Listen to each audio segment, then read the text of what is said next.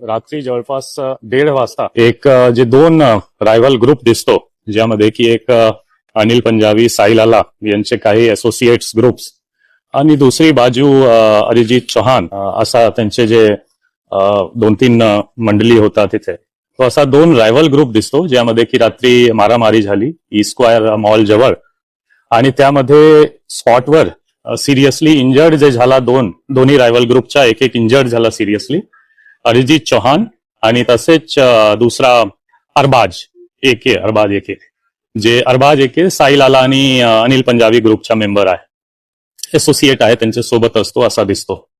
तो एकंदरीत असा दिसतो की दोन ग्रुप जे क्रिमिनल मोठी हिस्ट्री आहे दोन्ही ग्रुपच्या जे टोळी म्हणतो, त्यामध्ये अनिल पंजाबी सध्या एमपीडीए मध्ये जेलमध्ये आहे. साहिल आला सुद्धा जवळपास 1.5 महिन्यापूर्वी एमपीडीए मधून बाहेर आला होता. त्यांची जे असोसिएट आहे त्यांच्यावर सुद्धा मोठी क्राईमची हिस्ट्री आहे आणि एमपीडीए 55-56 सारखा कारवाई प्रपोज्ड आहे किंवा झालेली आहे. दुसरा बाजू जे आहे, दुसरा ग्रुप अरिजित चौहानवर सुद्धा 9 गुन्हे दाखल होतात, पास्ट गुन्हे.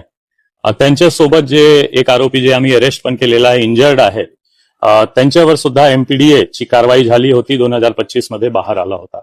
तो एकंदरीत दोन्ही गँगवर मोठी क्राईम हिस्ट्री आहे आणि पोलीस करून जे स्ट्रॉंगेस्ट पॉसिबल प्रतिबंधक कारवाई सुद्धा झालेला होता, एमपीडीए आणि हदपार सारखा.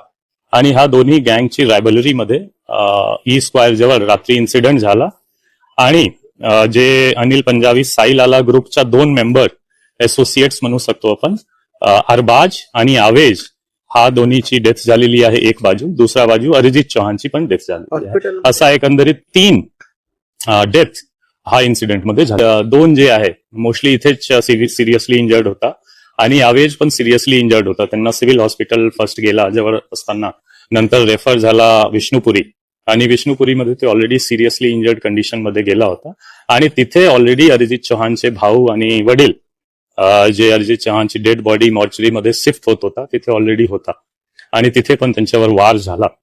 तो सिरियसली इंजर्ड ऑलरेडी होता, वार पण झाला आणि सेफ्टी त्यांची पण ट्रीटमेंट दौरान देत. जवळपास आपण 4 आरोपी आतापर्यंत ताब्यात घेतलेला आहे.